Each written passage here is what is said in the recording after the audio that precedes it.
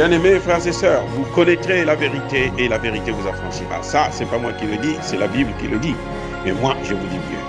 Vous connaîtrez la vérité historique, notamment celle de vos ancêtres kémites, et vous aurez une vision globale de ce que c'est que la vraie souveraineté politique. J'ajoute, vous reviendrez à la spiritualité africaine ancestrale et vous comprendrez les enjeux de l'indépendance économique. Et pour terminer, vous accepterez votre identité culturelle kémite et vous obtiendrez deux choses. La première, c'est la paix. La seconde, c'est le développement, à une condition.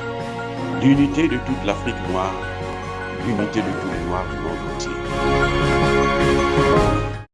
Hotep à tous, bienvenue sur la chaîne des panafricanistes, par essence, par conviction et par excellence. Celle des citoyens kémites par nécessité et obligation de combat.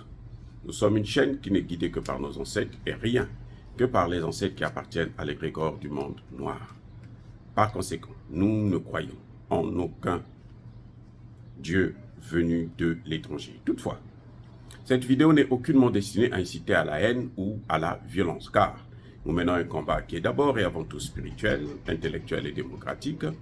Ensuite, il est politique, géopolitique et géostratégique, contre l'impérialisme, le colonialisme, le néocolonialisme et l'endocolona, qui sont tous qualifiés de crimes contre l'humanité. Nous menons ce combat sur la base du principe fondamental que nous avons hérité de nos ancêtres kémites, qui est celui de la Mahat, c'est-à-dire solidarité, vérité et justice. Vous êtes donc en droit de connaître la vérité et nous avons l'obligation de vous dire la vérité, rien que la vérité, afin que justice soit rendue au continent africain. Et ça, c'est notre modeste contribution dans cette noble lutte en faveur de la souveraineté, la dignité, la solidarité et l'unité africaine. C'est exactement ça que nous appelons le panafricanisme. Bien-aimés, je veux vous parler d'un phénomène étrange, mais habituel. Il s'est seulement déplacé des États-Unis vers l'Afrique. C'est quelque chose que les États-Unis ont toujours pratiqué. Et maintenant, ils le font en Afrique. Ce phénomène, c'est ce que les Américains eux-mêmes, noirs et blancs, qualifient comme étant le plus grand acte terroriste aux États-Unis. Le plus grand acte terroriste d'État en plus. Et je vais vous expliquer pourquoi je dis le terrorisme d'État. Nous allons fêter ces 102 ans dans quelques jours. Ça s'est passé le 31 mai. Entre le 31 mai et le 1er juin 1921. De Black Wall Street, c'est une cité qu'on appelait Greenwood District, dans la ville de Tulsa, Tulsa plutôt, pardon, dans la ville de Tulsa, en Oklahoma, ici aux États-Unis. C'est un acte racial qu'on ne peut pas qualifier. C'est un acte terroriste qui n'avait jamais existé dans le monde. C'est une barbarie qu'on ne peut oublier pour tout noir. Il faudrait qu'on enseigne ça à nos enfants et à nos petits-enfants. Et je vous dis, nous sommes en 1921. À ce moment, les Noirs n'ont même pas le droit de voter. On aurait aboli l'esclavage, mais les Noirs n'ont toujours pas le droit de voter, parce que le droit de vote des Noirs aux États-Unis a été adopté par le Congrès américain le 4 août 1965. Et il a été signé par le président Lyndon Johnson le 6 août 1965. Donc près de 40 ans, plus de 40 ans après. Cette barbarie de la suprématie blanche. Il faut dire, parce que c'est pas quelque chose, c'est l'acte racial le plus horrible. Vous avez vu, pour certains, ils ont vu le film Mississippi Burning, hein, qui n'était qu'un film basé, c'est vrai, sur des faits réels, mais ça c'est un film. Et ce que je vous parle là, ce n'est pas un film, ce n'est pas le cinéma, ce n'est pas Hollywood. Ça c'est la réalité, ce qui s'est passé exactement.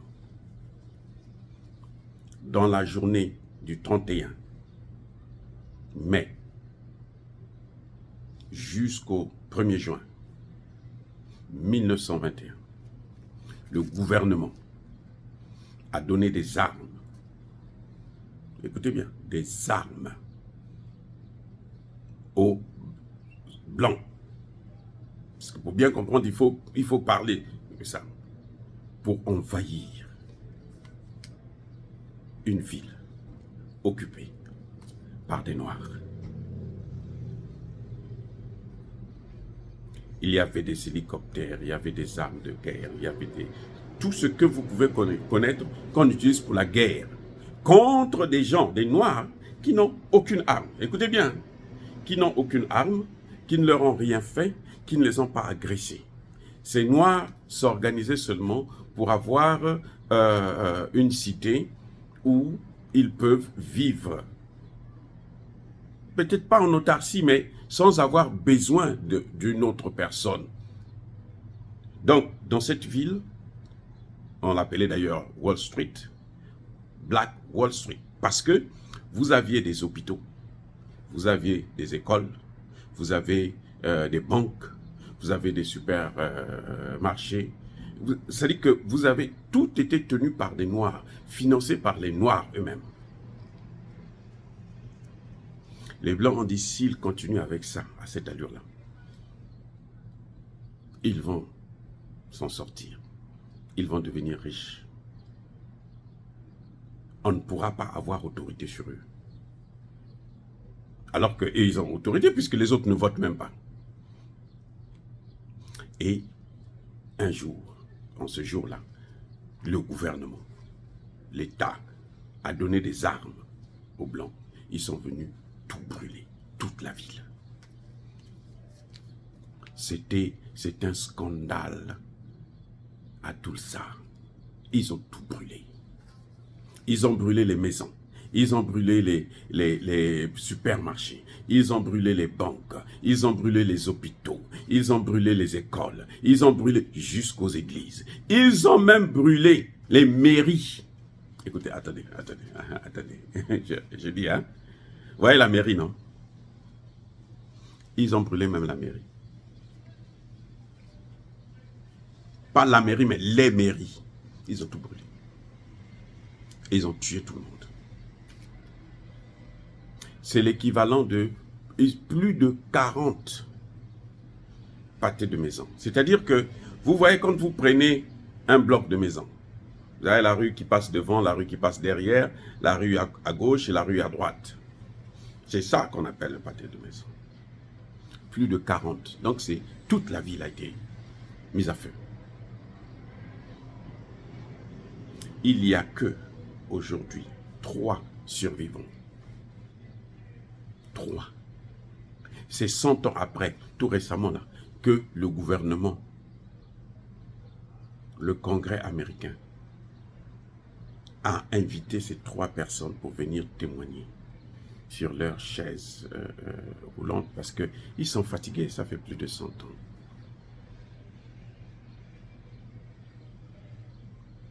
Vous voyez, ça dit que, et depuis là, vous n'allez plus trouver ici aux États-Unis ni des hôpitaux, un quartier, même pas une ville, un petit quartier où vous avez l'hôpital des Noirs, tenu par des médecins noirs qui soignent des Noirs et des Blancs. financés par des Noirs eux-mêmes. Vous n'avez aucune banque aux États-Unis financée, tenue par des Noirs. Aucune école, université financée, tenue par des Noirs. Depuis cet événement de 1921. Ce crime racial, terroriste d'État de 1921. Ils se sont organisés pour éviter que les Noirs puissent encore s'organiser jusqu'à l'éternité. Enfin, pour eux, parce que nous savons que ça va changer un jour. Mais en tout cas, depuis là jusqu'à aujourd'hui, les Noirs, vous n'allez pas trouver un endroit où les Noirs s'organisent et puis ils ont des banques pour emprunter de l'argent à d'autres Noirs et tout. Non, ça n'existe pas. Aux États-Unis. Vous n'avez pas des universités. Les Juifs ont des universités, les Chinois ont des universités, les Indiens ont des universités. C'est vrai que, mais ce sont, quand on dit université juive, université indienne, il peut y avoir des Noirs qui vont fréquenter. De toutes les façons, ils sont obligés d'aller dans n'importe quelle autre université qui peut les accueillir, parce qu'ils n'en ont pas pour eux-mêmes. Mais c'est financé par cette minorité elle-même.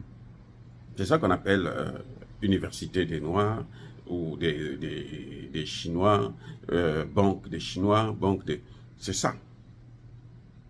Depuis là, ça a été, je pense, interdit. Sans le dire, mais c'est interdit.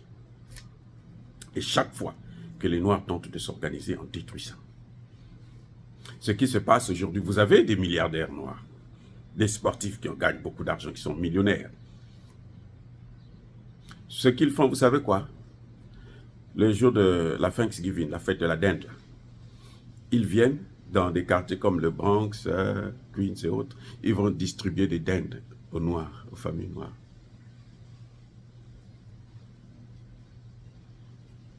C'est ça qu'ils font. Les Noirs américains là, qui gagnent de l'argent, là, ils viennent, à la fin de l'année, ils amènent des bonbons qu'ils donnent à quelques familles et tout, et puis voilà. C'est comme si on leur a dit que ces gens-là, ils ont besoin de ça pour vivre mieux. Mais s'organiser, c'est interdit.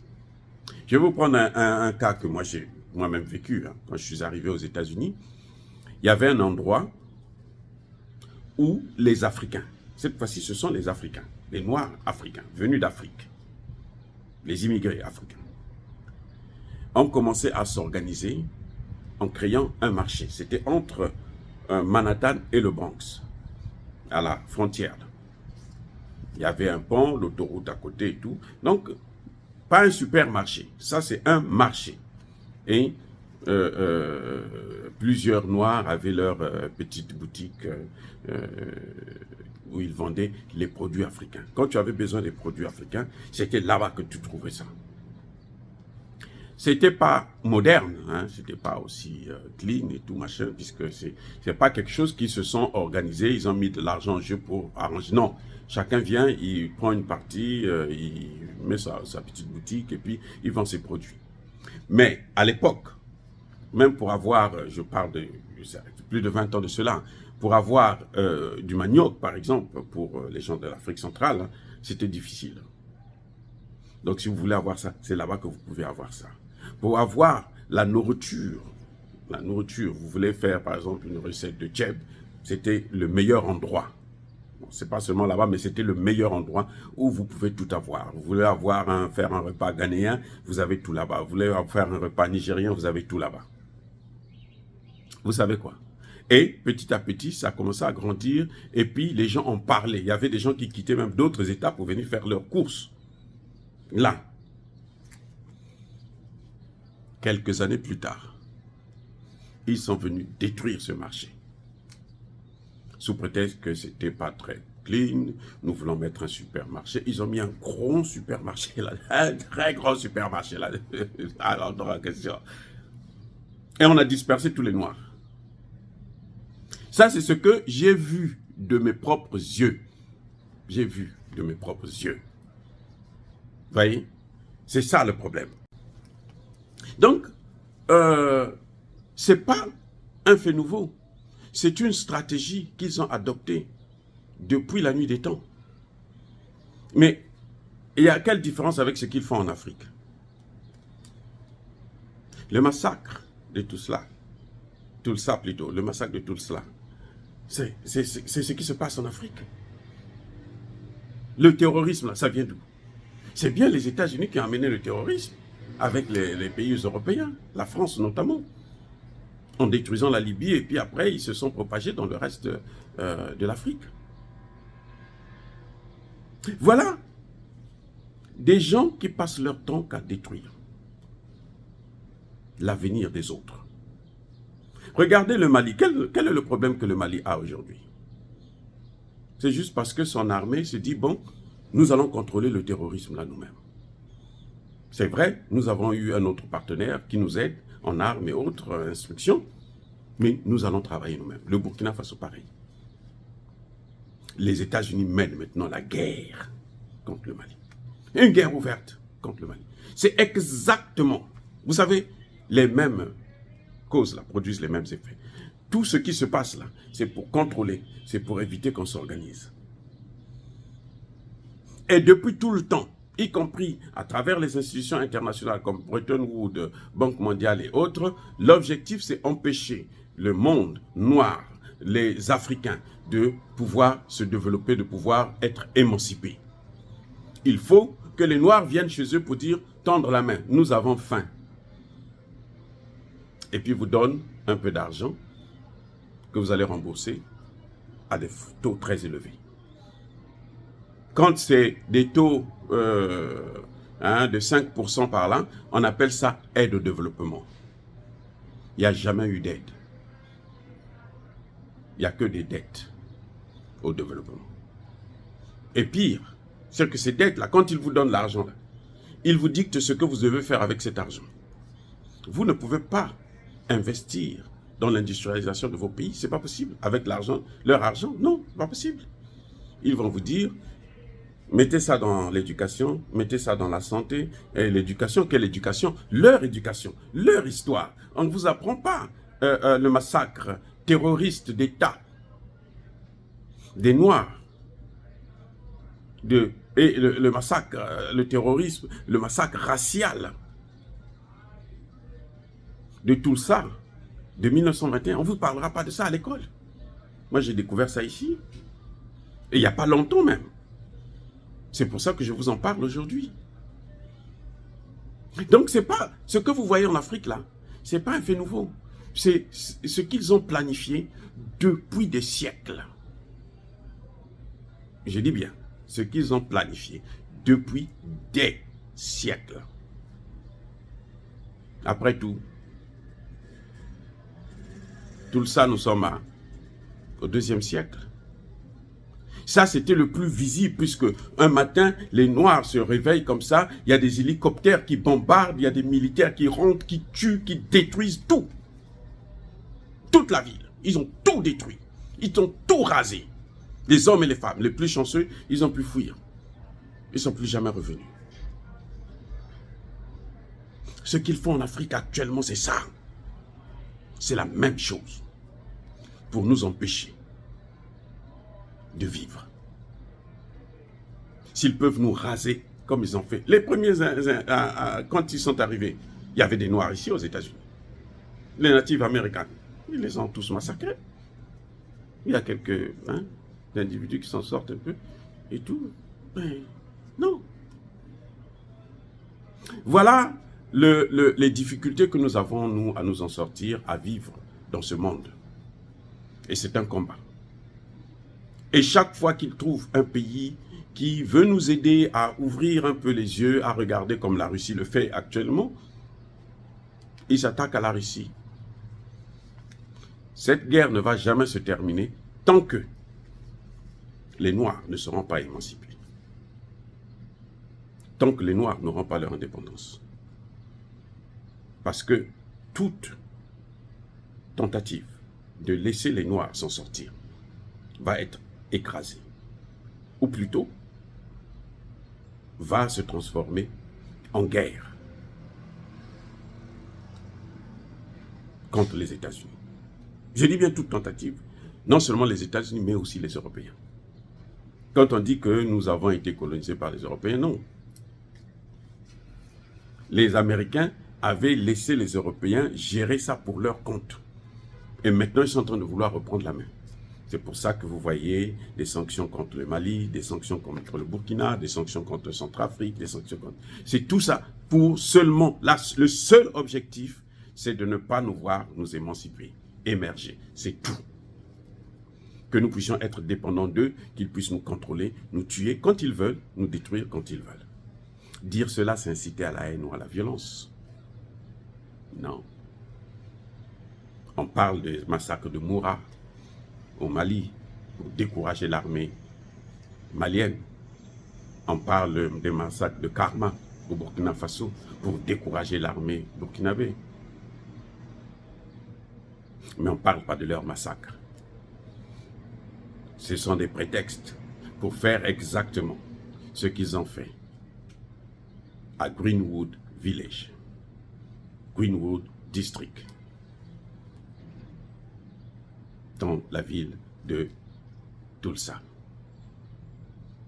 Oh, bien-aimés frères et sœurs, encore une fois de plus, permettez que je vous bénisse au nom du Dieu Tout-Puissant de Kemet. Je persiste et je suis, soyez abondamment bénis par ce Dieu de Kemet. Mais que tous ceux qui persécutent le continent africain, tous ceux qui persécutent le monde noir, tous ceux qui nous déstabilisent, nous tuent, nous massacrent, qu'ils soient noirs, qu'ils soient blancs, chinois, arabes, indiens, qui qu'ils soient maudits, punis, foudroyés, neutralisés, effacés, écrasés par ce Dieu de Kemet et par nos ancêtres angélisés. Vive l'Afrique éternelle, je dis et j'assume.